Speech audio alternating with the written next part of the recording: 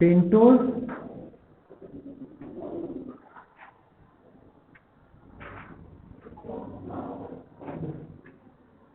phosphate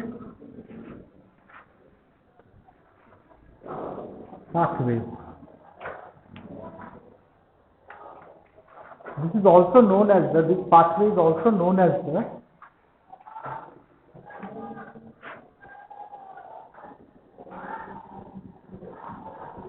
hexose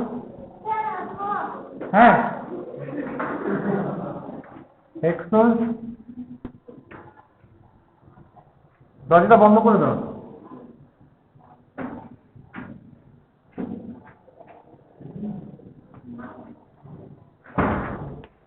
Hexose monophosphate shunt. It is also known as the hexose monophosphate shunt.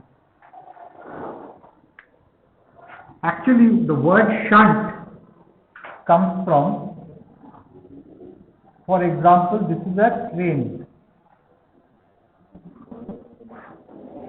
Okay, it is moving along a track, straight line, and it reaches the destination. So, sometimes you can take the railway line from a side angle, from the side, and bring it back. The train can move like this and come over here. It is not going through the main line. What we have done is we have shunted it out. This type of phenomenon is known as shunt. So one very important question comes, which we will try to understand: why is pentose phosphate pathway called HMP shunt, hexose monophosphate shunt? Why?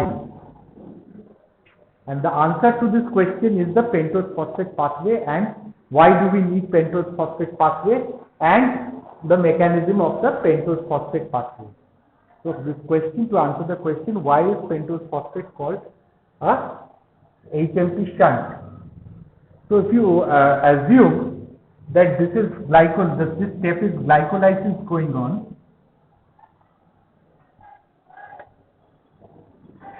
and this is the end product pyruvate, like the train. So what, instead of going straight, you take a turn. This turn is the pentose phosphate pathway, the shunt pathway. So one intermediate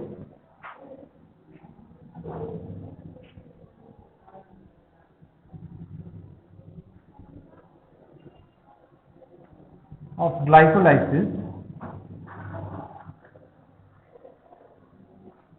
that is glucose 6-phosphate, takes a shunt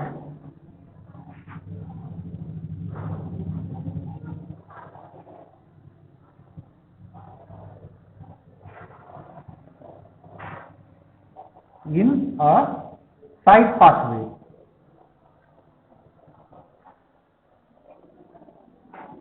called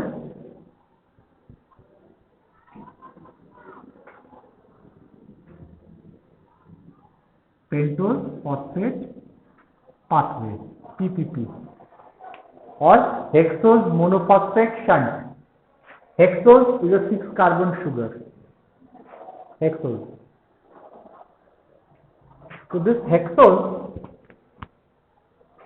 the 6-carbon sugar, takes a shunt, and it forms glucose 6-phosphate is the hexose. Glucose to glucose 6-phosphate, the first step of glycolysis.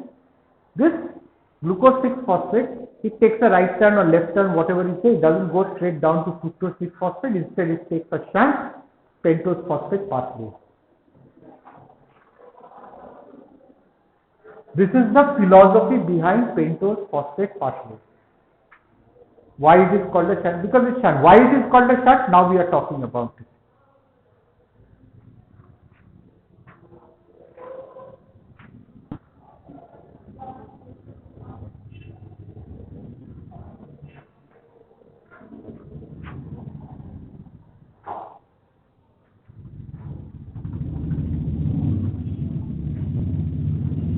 what is the function of pentose phosphate pathway?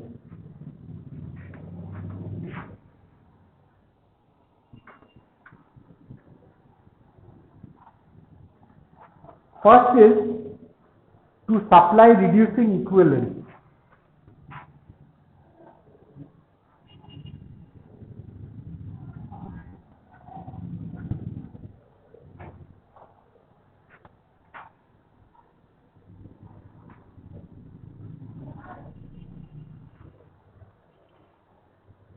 First is to supply reducing equivalents. What are the which reducing equivalents? It is not N, A, D, P, H. Our body essentially prefers a reducing atmosphere in the body.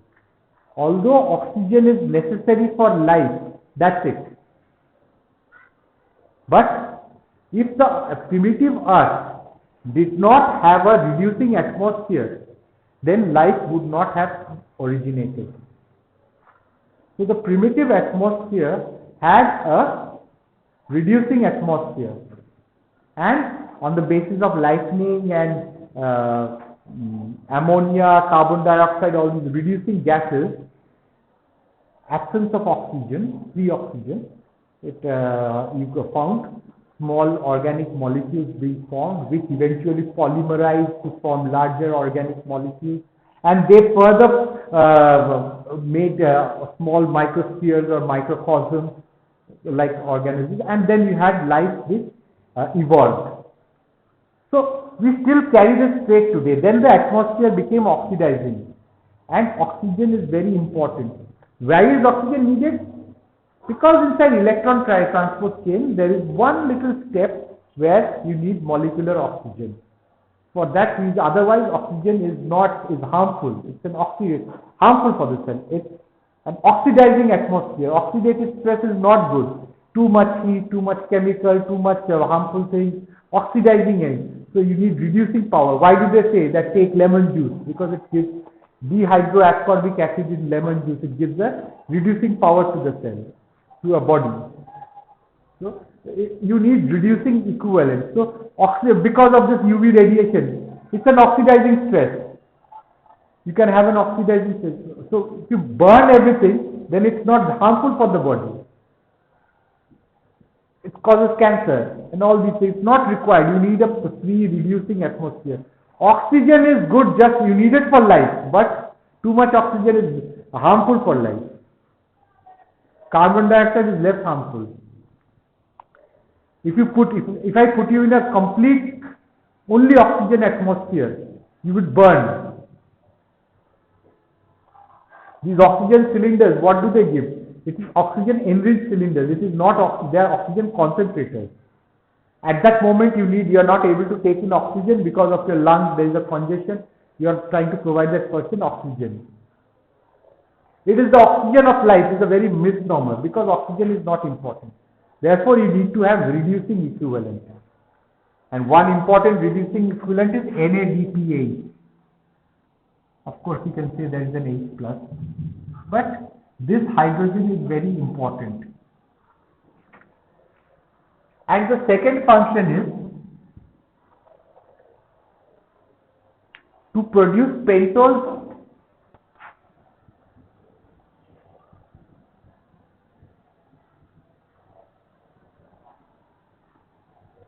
DNA, RNA. If you look at the structure of DNA and RNA, you will see that there is a sugar molecule present, a pentose sugar, deoxyribose or ribose, whatever. You will find a sugar molecule is required. And this, from where do we get it? This sugar has to come from the normal glucose sugar. And that glucose sugar you need to, it comes from glucose 6-phosphate. It shunts, and in this shunted pathway, you make this pentose sugar. Therefore, it is known as pentose phosphate. This pentose phosphate is needed for making the sugar component of your DNA and RNA. Absolutely, otherwise there will be no DNA synthesis, no sugar, you won't have DNA also being made. Only with the base it's good for nothing. You need it has to be on top of the sugar and the phosphate. So the sugar phosphate comes from this pentose phosphate pathway. And then it's located. Where is its location?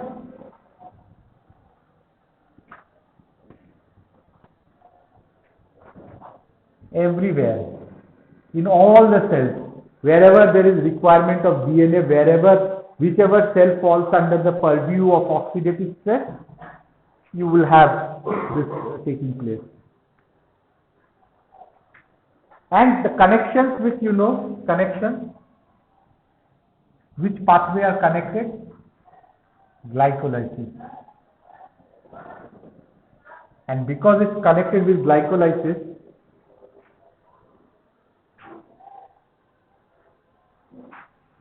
it is connected with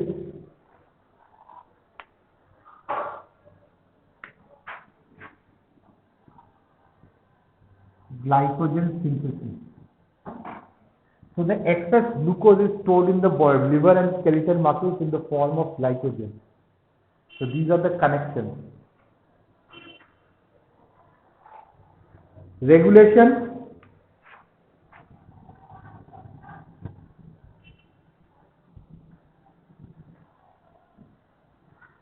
High amount of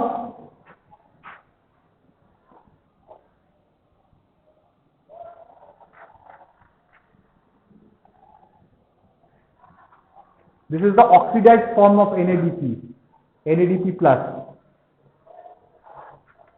This is the oxidized. This is not good. So you need something to take care of the oxidative stress. So what this will do? This will stimulate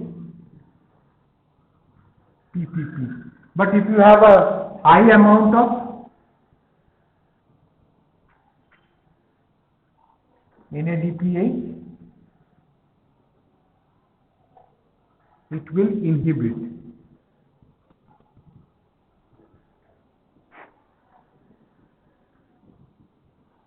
High amount of NADPH will inhibit PPP, pentose phosphate pathway.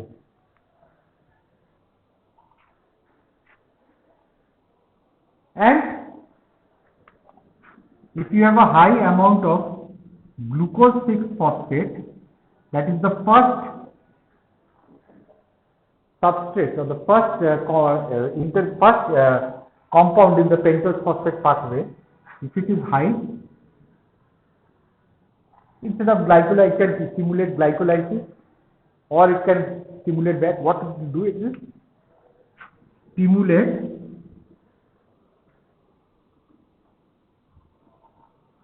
PPP. If you have high concentration of substrate, it will try to convert itself into product. The enzyme which is responsible, it will try to regulate that enzyme.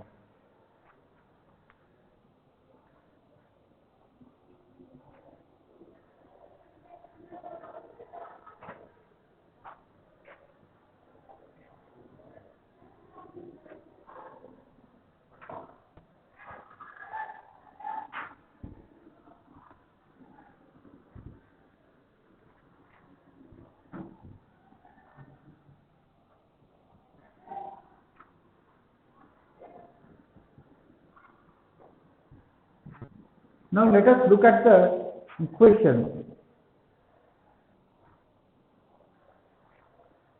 Equations of just a brief equations of making PPP.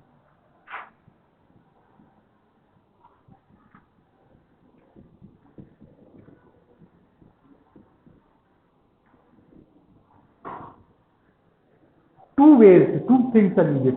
The equation for making NADPH.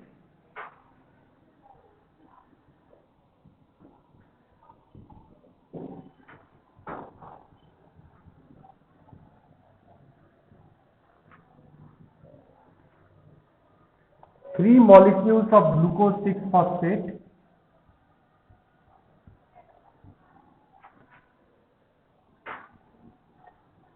plus 6 molecules of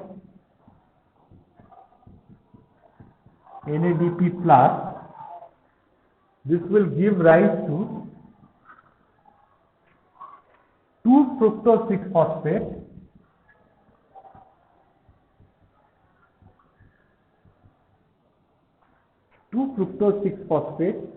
plus glyceraldehyde 3-phosphate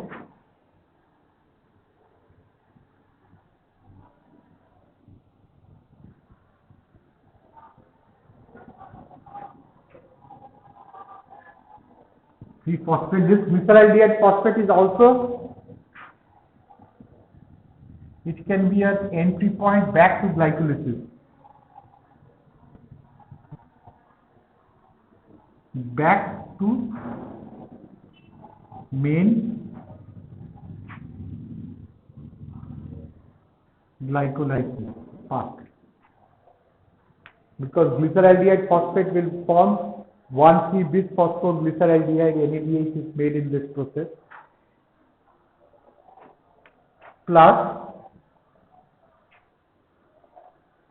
3 CO2 molecule will go out. 3 CO2 bond molecules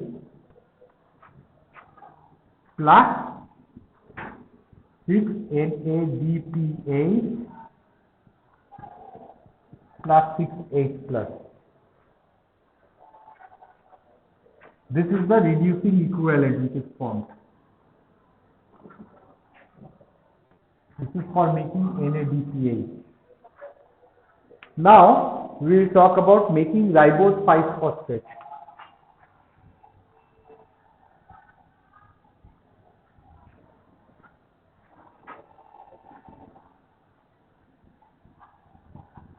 This is needed for DNA RNA, the equation.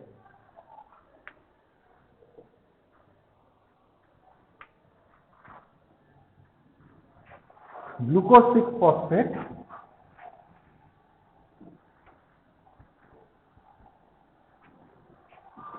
plus 2 NADP plus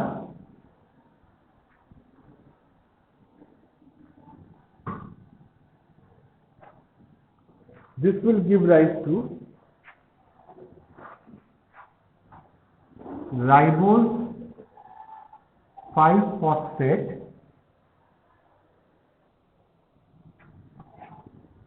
plus CO2 plus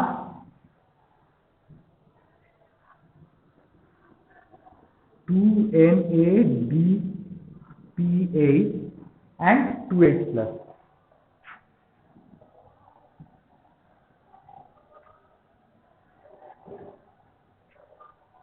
These are the equations of glycolysis.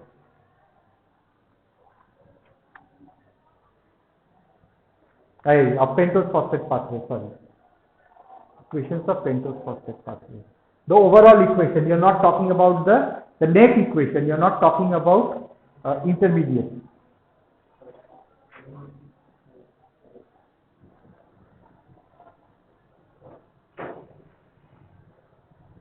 Okay.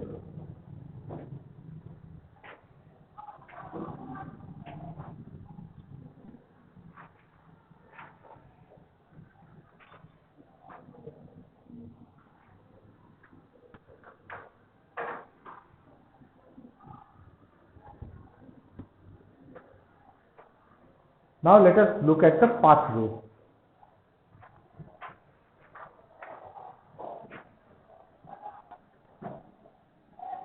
Glucose, it gets converted to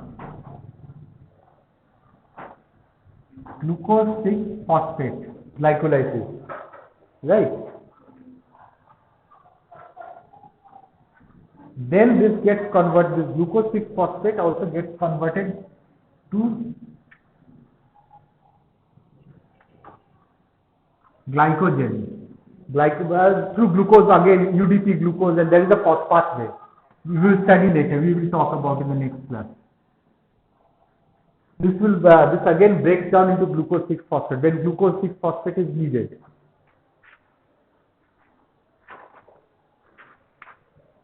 Then glucose 6-phosphate goes through the process of glycolysis and gluconeogenesis. Your fructose 6-phosphate and goes down. This is glycolysis. If it goes back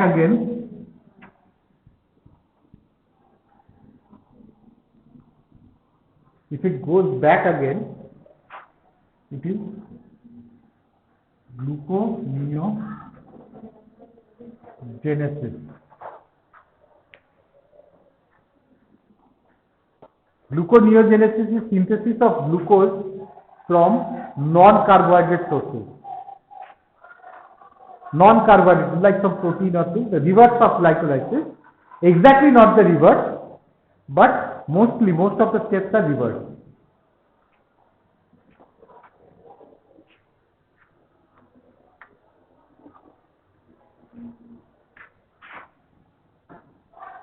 This is the regulatory enzyme which is coming. That is glucose 6-phosphate dehydrogenase.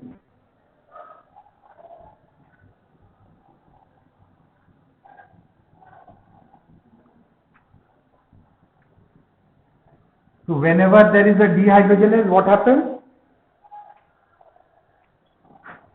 NADH hota hai, but this is NADPH. This will make the reducing equivalent. I am drawing in short because the whole pathway, if I start to draw, it will become very, very complex for you. So try very short, don't get overwhelmed by structure, but do your studies every day. This is the regulatory enzyme. High concentration of glucose 6-phosphate, high concentration of NADP plus, and because of that, if this stimulates the enzyme, and high concentration of NADPH, what it does? It inhibits the enzyme.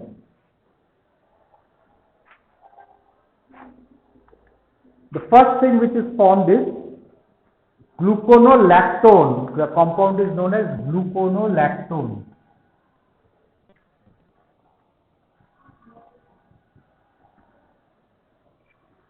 Gluconolactone, and then gradually the next compound which is formed, it is 6-phosphogluconate. This happens automatically.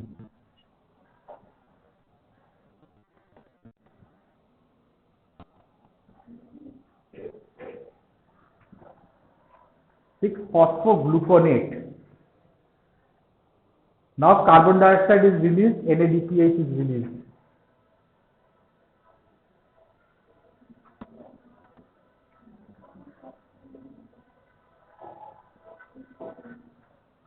NADPH is formed over here, and it will form ribulose 5-phosphate.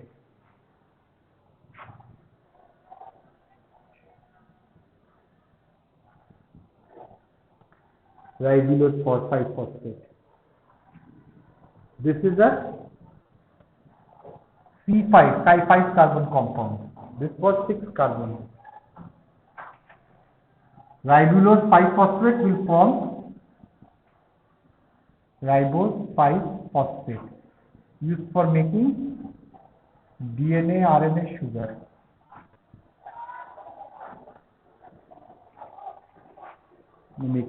And there will be a lot of rearrangement,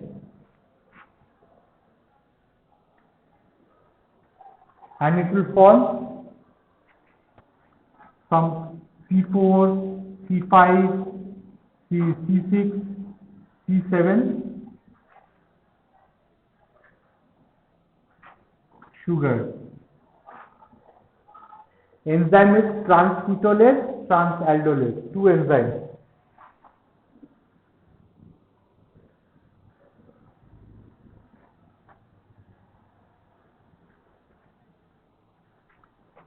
Transketolase,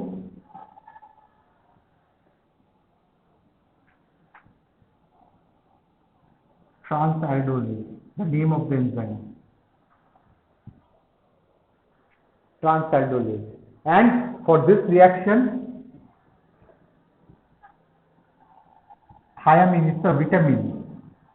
This acts as a cofactor.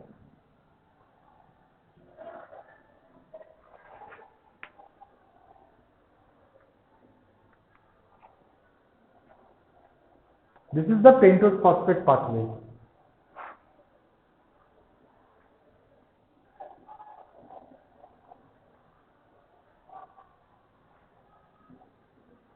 In short,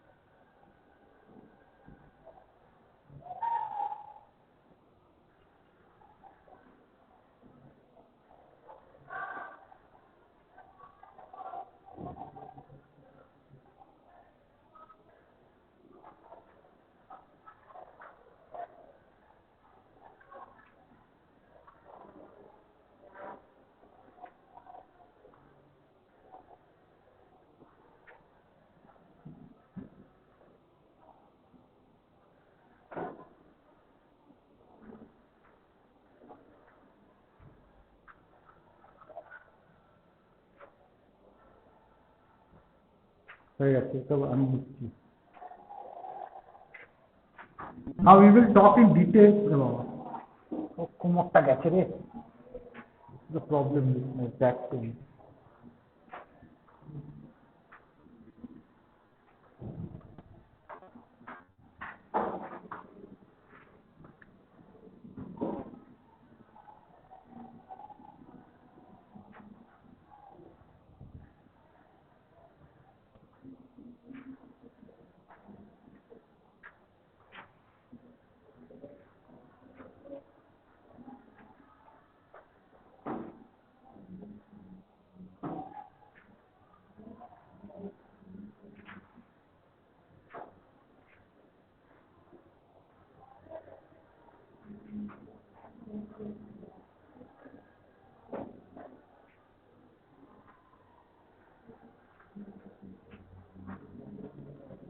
There is a type of bond, especially with amino acid cysteine or methionine.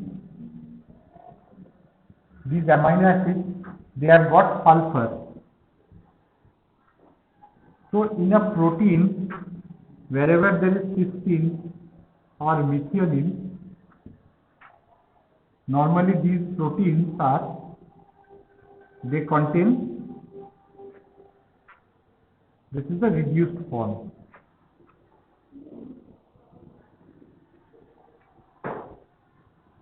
So under oxidizing stress, what happens? These proteins, they form bonds known as disulfide bonds. These bonds are known as disulfide bonds.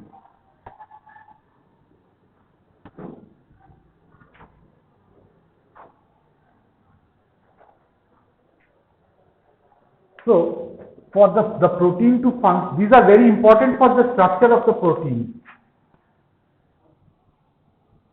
This is the oxidized, this is the reduced form. Hydrogen is there, this is the reduced form of the protein. And this is the oxidized form.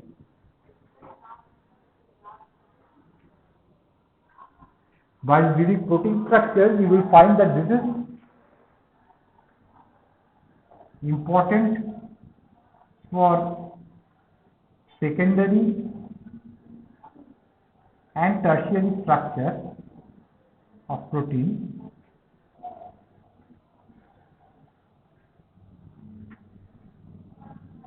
But at times under oxidative stress, they form this oxidated disulfide bond.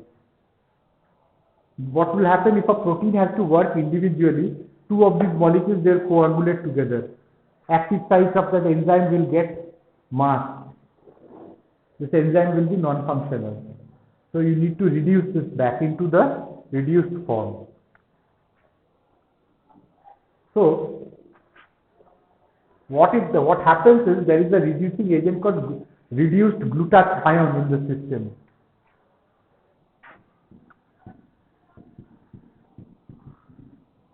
Reduction scavengers,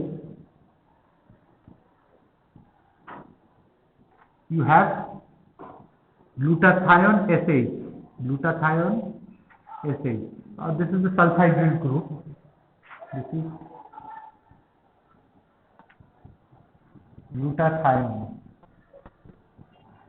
reduced. So protein which is oxidized to the disulfide form, protein this is oxidized protein plus 2-GSH,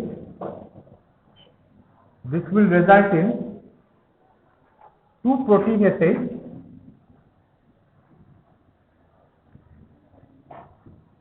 reduced and GSSG. So this glutathione becomes oxidized.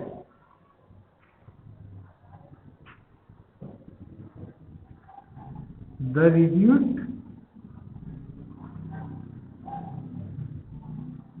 glutathione becomes oxidized. And if the body runs out of supply of reduced glutathione, what happens? These proteins start to, they are not separated in the oxidized form, and your body proteins will not function. Result, gradually you will become weak and die if your enzymes don't work. So they need to be regenerated back. So how they are regenerated back? GSSG plus NADPH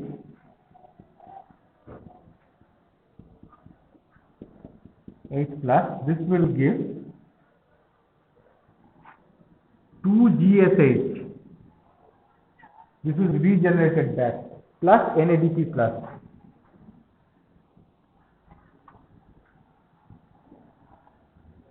This hydrogen and this hydrogen are taken and this is reduced. Result, again this oxidized NADP plus is formed. So this is how a reduction balance is maintained in the cell by NADPH. This is how NADPH works. This is the requirement of NADPH. This is not NADH, be careful. Although the structure is similar, properties are also similar, but there is a phosphate over here. It is also a high energy equivalent.